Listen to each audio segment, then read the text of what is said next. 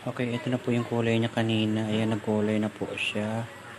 Ayan, parang black hair kasi may kulay na ilalim niya. Binabad lang po natin siya ng 32 minutes.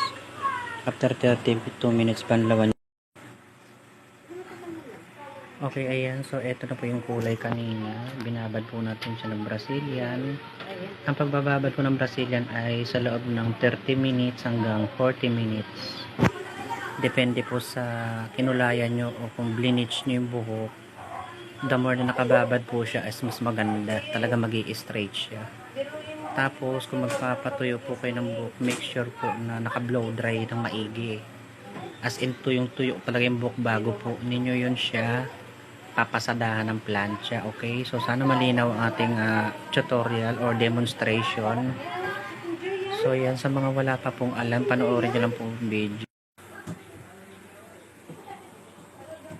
Okay, ayan na ang ating hair color with Brazilian na po. Ayan, ang ganda niya. Ayan na po siya. O diba? At ang ating modelo ay si Mamita. O diba?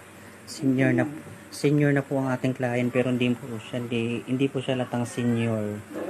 Dahil likod pa lang, parang 40 na. Okay, tapos na po ang final look. Ito na po.